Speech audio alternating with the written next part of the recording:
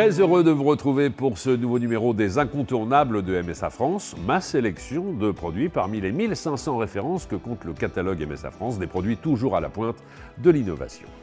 Et aujourd'hui, nous allons parler éclairage, que ce soit pour le coin repas, pour la cuisine ou pour apporter une touche décorative à votre intérieur. Vous allez voir que les solutions sont nombreuses.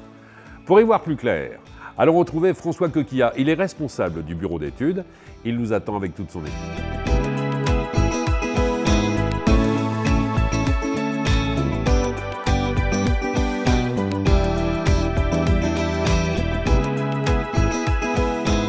François, en ce qui concerne l'éclairage, les possibilités sont nombreuses. On parle d'éclairage direct, d'indirect, de lumière tamisée, lumière diffuse, température, de couleur, puissance. C'est difficile de s'y retrouver. Pour autant, il faut que la lumière soit bien pensée, autant que l'ameublement ou encore la décoration de sa maison. Vous serez d'accord avec moi? Je suis d'accord avec vous. La lumière est un point très important dans l'habitation, notamment dans la cuisine où on a besoin de quelque chose de particulier au niveau du plan de travail. Alors là, vous avez quelques produits à nous présenter. Commençons par celui-ci. Comment s'appelle-t-il? Alors celui-ci s'appelle le One. Il permet un éclairage diffus de la zone de travail. Ça permet d'éviter les zones d'ombre. Oui. Et on ne voit pas les points LED sur le produit, ce qui fait esthétiquement, c'est assez sympa. Ça, ce sont des produits qui se placent sous des meubles hauts pour une lumière homogène, ce que vous disiez il y a quelques instants, sans aucune zone d'ombre. Tout à fait. On le place sous le meuble haut et on en met plusieurs, ce qui permet de bien répartir les flux lumineux sur notre espace de travail. Mais je vois qu'il y a deux tailles différentes. C'est le même produit? Alors ce sont deux produits différents. Celui-ci est en forme de réglette et ce qu'il a en plus comme fonction, c'est la capacité d'avoir deux intensités lumineuses différentes.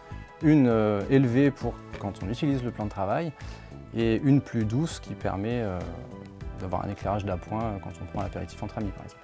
En ce qui concerne ces deux produits, on peut parler d'éclairage fonctionnel. Pour autant, celui-ci, c'est de la déco pure. Comment s'appelle-t-il? Alors, ce spot s'appelle le halo. Effectivement, il est complètement différent et décoratif. Il permet donc justement de créer un halo autour de l'installation. Et il s'installe dans un meuble de salon, dans une bibliothèque ou même une vitrine. Et il permet d'éclairer la niche des meubles pour mettre en valeur les objets qui sont devant.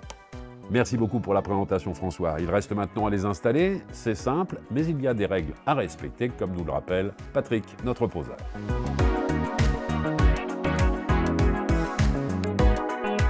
Patrick, je suis ravi de vous retrouver. Avec François, il y a quelques instants, nous avons parlé de l'importance de l'éclairage dans la maison de manière très générale, plus particulièrement dans la cuisine. Et il y a deux mots moi, qui me restent à l'esprit, c'est anticipation et équipement. Et on voit en ce qui concerne l'équipement, les outils nécessaires pour installer aujourd'hui les produits, on est dans le strict minimum, on n'a pas besoin de grand-chose. On a juste besoin d'une scie cloche et d'une prise de courant. Faites-moi une démonstration. En fait, vous avez juste un trou de spot à faire là, Oui. du diamètre de ça. Vous le mettez, d'accord? Et alors c'est alimenté par une seule prise et un seul interrupteur pour effectivement Alors, le mettre en on application. a deux possibilités. On peut avoir l'interrupteur mural, Oui. ça allume, d'accord?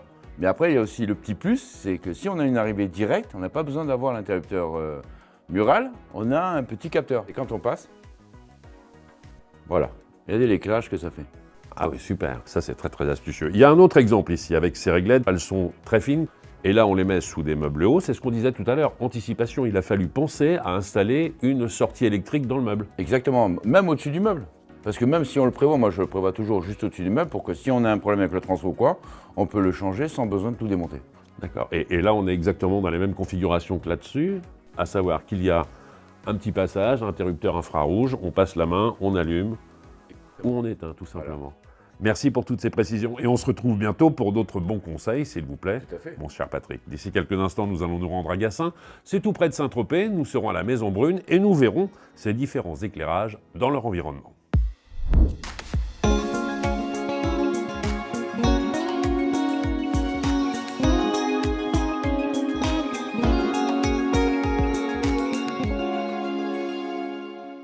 Bonjour Frédérica. Bonjour Stéphane, Et merci de nous accueillir chez vous. c'est un plaisir. Dites-moi, en arrivant ici, je regardais la bâtisse, elle a plutôt fière allure. C'est une bâtisse ancienne, elle a Quel âge à peu près? Elle a une cinquantaine d'années quand même. Et avant votre arrivée ici, il y avait déjà une autre activité? Oui, anciennement c'était une menuiserie très connue sur la place du Golfe. Il y a eu une petite anecdote entre autres. Ici ont été fabriqués les décors du gendarme de Saint-Tropez chez les extraterrestres. Donc on est fiers d'y être associés et c'est très sympa. Le gendarme et Saint-Tropez, c'est indissociable. Absolument. Alors ici, qu'est-ce que vous proposez? C'est quoi? C'est de l'agencement intérieur, de l'architecture intérieure, de la décoration, un peu tout ça à la fois? Oui, tout ça à la fois. C'est vrai que ça s'est bien développé, l'équipement de l'intérieur. Donc on s'est diversifié et on agence tout l'intérieur maintenant. Mais c'est très bien fait parce que vous proposez à chaque fois des mises en scène différentes permettant au consommateur de se projeter dans ce qui sera peut-être sa cuisine demain. Oui, oui, oui.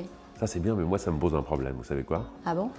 J'ai envie de m'installer chez vous après. Eh bien c'était avec plaisir, hein, vraiment. Alors, on a parlé d'agencement, on va parler d'éclairage maintenant, Oui. avec Johan, votre mari, Oui. et Dieu sait que l'éclairage est quelque chose de fondamental, très important dans la maison. Allons le retrouver. Merci Frédérica. De rien, merci.